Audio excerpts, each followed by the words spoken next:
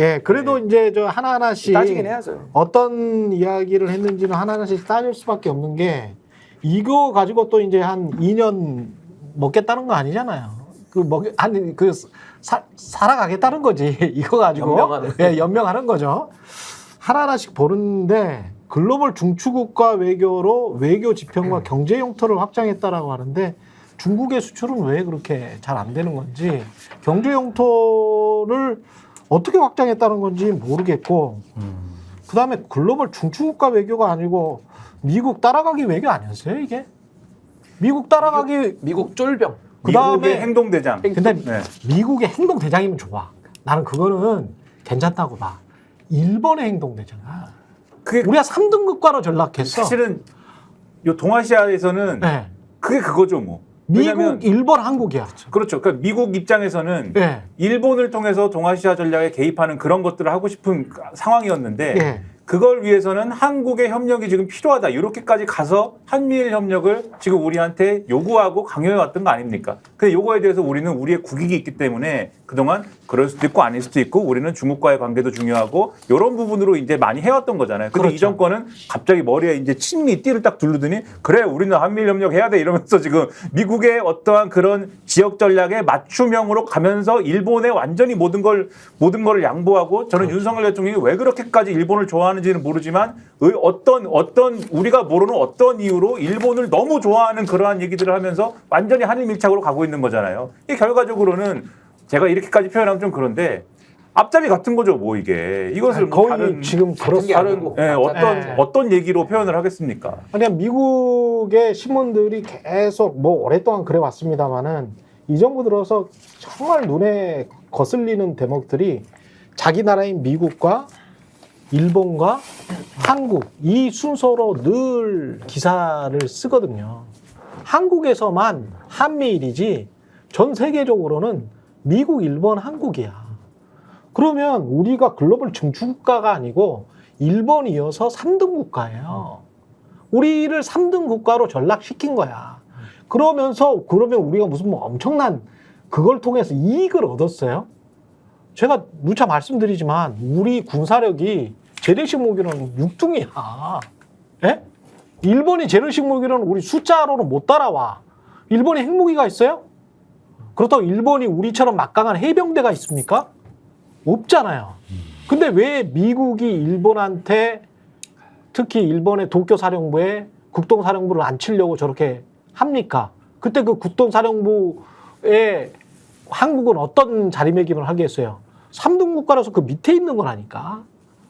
예를 들자면 미국이 대장이고 일본이 소장 정도 되고 한국이 대령이야. 해병대 대령으로 우리가 땅깨로 우리는 보병으로 진출해야 돼. 중국이랑 만약에 미국이 전쟁해가지고 대만 그렇게 된다면, 예? 일본이랑 러시아랑 싸우면 만약에 한미일 동맹하잖아요. 국민의힘 정신 나간 자들이라고 그 김병주 의원이 말한 게 저는 아주 정확하다라고 보는 게 러시아랑 일본이랑 싸우는데 한미일 동맹이야. 예? 러시아랑 일본이랑 영토 분쟁이 났어. 네. 중국이랑 일본이랑 영토 분쟁 그 전에도 났잖아요. 나가지고 싸워. 우리가 도와줘야 된다니까. 동맹이라는 거는 우리가 참전을 해야 된다고. 한미 상호 방위 조약도 상호야, 상호. 우리 어르신들이 정말 착각하고 있는 게 미국이 우리나라를 일방적으로 도와주는 50년대, 60년대가 아니란 말이에요. 그럼요.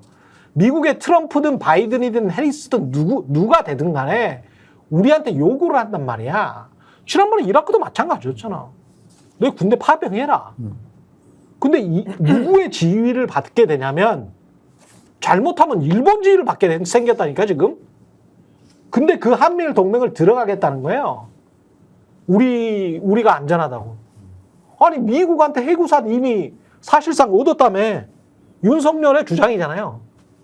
근데 왜 일본한테 들어가야 돼? 핵도 없는데? 그러니까 나는 이런 게 이해가 안 된다는 거야, 이게. 그러니까 이거를 갖다가 정부는 예. 자꾸 괴담이다, 뭐 몰이한다 이렇게 또 치부를 하는데요. 예.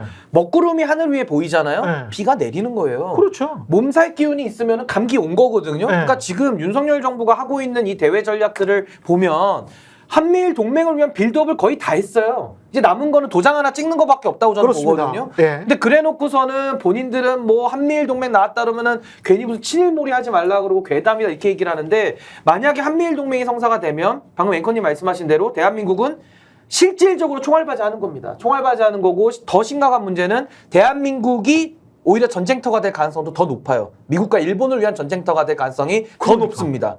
그러니까 러일 전쟁에 대한민국이 자동 개입되는 것도 문제지만 미국과 일본이 자기 땅에서 전쟁합니까? 미국은 저기 태평양 뒤에 있고요. 미국은 한 번도 범토에서 전쟁이 일어난 그렇죠. 적이 없는 나라입니다. 그리고 일본도 맨 끝에 있기 때문에 예. 러시아와 중국과 분쟁이 일어나서 싸운다 그러면 화약고는 대한민국이 되는 거고 지난번에 한국 전쟁 나가지고 일본만 좋았잖아요. 그렇죠. 6.25 전쟁도 마찬가지였고요. 그러니까 이게 역사가 돌고 돈다고 대한민국이 3등 국가로 전락해버리고 대한민국의 국익 전혀 없이 이 나라의 젊은이와 이 나라의 모든 자원들이 미국과 일본의 그 세계 전략에 쓰임받는 거예요. 도구로.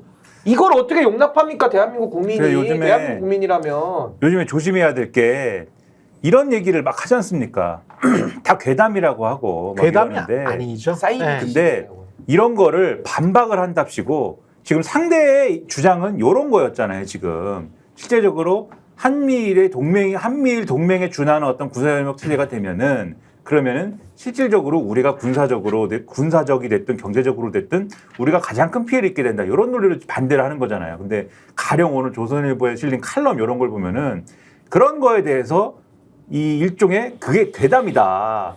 너무 큰 위험을 예를 들면 부풀리고 있다. 이러면서 뭘 반박을 하냐면은 자위대가 예를 들면 한반도에 들어온다고 해서 한반도를 침략하지 못한다. 이렇게 얘기를 해요. 근데 언제 침략을 한다고 그랬습니까? 침략을 한다고 그런 적이 없잖아요. 예. 그리고 예를 들면은 후쿠시마 오염수 뭐 이런 방류 이런 문제에 대해서도 예. 세슈 무럭 얘기를 옛날에 했잖아요. 지난번에도 한번 말씀드렸는데 세슈 무럭이 후쿠시마 원전 앞에 항만에서 잡혔는데 얘가 기준치 180배가 검출이 됐는데 요거를 도쿄전력이 어떻게 할 거냐고 물어보니까는 그물로 가두겠다고 한다. 근데 그물로 가둬갖고 될 일이냐 그게. 이렇게 간 거잖아요 얘기가. 실효적이지가 않다 대책이. 그런다고 그럼 되겠느냐 이런 거였는데 요거를 반박한답시고 이 친원전론자들이 어떻게 반박을 했냐면은 세슈 무럭은 우리 밥상에 오르지 않는다. 이렇게 반박했잖아요. 그러니까 이런 식으로 상대가 한 주장의 핵심이 아니거나 상대가 하지 않은 주장을 그것은 괴담이다라고 규정을 하면서 자기들이 만들어낸 그렇죠. 이상한 얘기거나 아니면 어떤 중요하지 않은 갑자기 누군가 한 이상한 얘기를 메인에 딱 올려가지고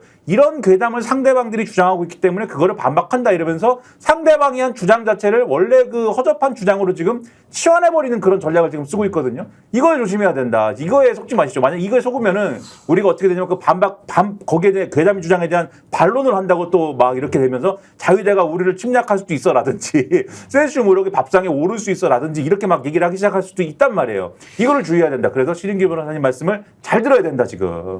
우리가 이제 막 의심하는 게 한미일 군사 동맹으로 가는 거 아니냐, 그걸 추구하는 거 아니냐, 그렇죠. 이런 식의 의심을 많이 하고 있잖아요. 예. 지난 27일 날 국회 국방위원회 회의 때 국방부 차관이 예. 악사라고 예. 상호 군수 지원 협정 일본과 맺는 것에 대해서 긍정적으로 생각한다, 해야 된다라는 논리를 쭉 오전에 설명을 했어요. 그러니까 군사 동맹으로 하기 위해서는 두 가지 단계가 있다고 하더라고요. 하나는 지소미아, 하나는 악사. 지소미아를 했죠. 지소미아는 했고, 정보전. 그렇죠. 예. 근데 이제는 악사, 상호 군수 지원 협정을 맺으면은 이거는 군사 동맹으로 가는 그냥 확고한 양날개라고 하더라고요. 그거를 국방부 차관이 인정을 했어. 그랬다가 점심 먹고 와가지고 미안하다, 아니다라고 다시 부인을 했어요. 아. 그래가지고 그 점심 시간 중에 아주 그냥 제가 예측하기에는 전화를 받았나 엄청나게 보구나. 깨진 거야. 예. 그러니까 그게 2015년도 김태효 지금 안보실 1차장의 논문에 나와 있어요. 상호 군수 협정을 맺는 게 맺어야 된다라고. 그래야 우리나라가 안전하다. 거기는 보통 국가를 꿈꾸는 사람이잖아. 일본에 대해서. 그렇지. 정상 국가를 지원해. 그거랑 최근에 이제 한미일이 여러 가지 협정을 맺었는데 그 중에 하나가 세 번째 항에 인도 태평양을 넘어서 역의 동맹, 역의 안보 이것을 위해서 협력을 한다라는 그 규정이 들어가 있어요. 그런 거 보면은 우리는 계속 의심을 하고 정부는 아니라고 하지만 야 이거 일본과 군사 동맹 맺으려는 거 아니야? 이런 식의 의심을 계속 할 수밖에 없는 거예요. 그러면서 아니면 봐봐요. 아니라고 얘기를 해야죠, 자기들이. 독도 관련된 조형물 이상해. 예. 이것도 없어지고 있고 기시다가 온단 말이에요. 대통령실의 분위기는 지금 어떠냐면 기시다가 오면 단순히 한일 우호 협력을 증진하고 확대한다 이 수준의 메시지가 나오지 않을 거래요. 더 높은 차원의 협력과 어떠한 관계를 확실하게 매듭짓는 그런 얘기를 하겠다고 그러더라고. 약속을. 그런 거 보면 뭔가 좀 이상해. 이렇게 여기서도 일본 얘기를 좀 많이 하시면서 아이 우리가 일본보다 위에 있으니까 우리가 그런 군사 동맹 협정을 맺더라도 우리가 뭐 또다시 뭐 일본한테 당하겠어? 이런 식의 이미지를 주고 싶어 하는 것이 아니냐. 좀 그런 생각이 드네. 자꾸 우리가 그 우물 안에 갇혀가지고 생각할 게 아니고 미국이나 영국 사람들이 어떻게 지금 상황을 보고 있는지를 이렇게 유심히 봐야 된다고 보는데 저는 이미 한 1년 전에 BBC에서 일본 자위대를 평가하는 다큐멘터리를 만들면서 그 다큐멘터리를 우연히 보게 됐는데 문득 그런 대목이 나오는 거예요. 대만 침공과 관련해가지고 중국이 대만을 침공하게 되면 이 정도 자위대 그때 이제 훈련하는 모습이나 이런 것들이 쭉 나오는데 아직 좀 어리숙하더만. 왜냐하면 이 사람들이 이제 평화유지군 뭐 이 정도밖에 안 되기 때문에 네. 실제로 실전 연습이랑 이런 걸 이제야 하는 거야. 이제야 하기 때문에 요거 가지고 되겠어? 라고 하면서 그때 실제로 진격작전을 하고 상륙작전을 할 곳은 지금의 자위대로는 약간 좀 부족하고 그래서 한국의 해병이 되지 않을까 그런 대목이 나와. BBC에. 우리는 가만히 있는데. 근데 왜 미국이나 영국에서 그런 생각을 할까? 서양 사람들이. 네? 미국의 전체적인 플랜이 정보, 기술, 그 다음에 심지어는 이제 항모까지. 그래서 동지나 동중국해부터 미국이 사실은 항모가 좀 부족해요. 네. 부족해가지고 동중국해 그 다음에 대만까지 해서 상시적으로 24시간 저기에다가 왔다 갔다 할 수 있는 항모가 좀 부담스러워해. 왜냐하면 지브랄타랄지 저쪽 이제 중동 쪽에 상시 주둔해야 되는 항모가 있고 유럽 쪽에 주둔해야 되는 항모가 있고 지들 지켜야 되는 항모가 있기 때문에 극동에 왔다 갔다 하는 걸 좀 부담스러워 하거든. 근데 돈이 있는 나라가 일본하고 한국인데 일본이 한국보다 좀 돈이 더 많잖아요. 그리고 기술이나 이런 것도 핵논축이나 이런 것도 NPT에서 일본은 허가를 내년에 해줘 버렸거든. 사실상 일본은 핵무장 하려면 6개월이면 돼요. 그렇죠. 끝나. 걔네들은 이미 우라늄 농축을 미국이 오래전에 걔들은 허가를 해주고 우리는 허가를 안 해준 상황이야. 그렇기 때문에 걔네들은 언제든지 뭐 할 수 있어. 핵 항모도 할 수 있고 뭐 할 수 있단 말이야. 그러면 야 니들 돈도 있고 기술도 있고 그러는데 그냥 해라 라고 하면 여기 동해부터 해가지고 인도 태평양까지 일본 항모가 왔다 갔다 하면서 거기에서 그러니까. 걔들이 넘버 2가 되고 우리는 넘버 3가 되는 그 상황. 그리고 지상전이 일어났을 때는 네가 들어가. 한국 니들이 들어가. 니들이 잘하니까. 이 상황을 지금 계속 그랜드 대전략으로 지금 그런 느낌을 받는 기사가 굉장히 많이 있습니다. 네. 제가 뭐 하나하나 소개를 해드릴 수가 없을 정도로 그런 뉘앙스가 있는 외신들이 굉장히 많아. 김태효랄지 대통령실에서 그걸 모르겠어요? 네, 그렇게 갈 수밖에 없는 게 실제로 막 전쟁 상황이나 이런 게 한미일 동맹 구조에서 이루어지면 그렇게 갈 수밖에 없는 게 예. 일본은 징병제 구조가 아니지 않습니까? 그렇죠. 거기는 평화헌법 때문에 징병제를 취할 수가 없고 그렇죠. 애초에 거기다가 자위대라고 하는 조직 자체가 지금 말씀하신 것처럼 전투에 익숙한 그러한 준비가 되어 있지 않아요. 그렇다고 하면은 나머지 말씀하신 기술이라든가 지금 어쨌든 일본의 경우에는 군사적으로는 미국하고 밀착되어 있는 상황이기 때문에 미국의 군사 기술을 이전받고 하는 거에 있어서는 동맹관계이기 때문에 미국이 굉장히 호의적이고 전폭적으로 해주거든요. 예를 들면 해안가에 뭐 미사일 배치하는 거 그런 거 있지 않습니까?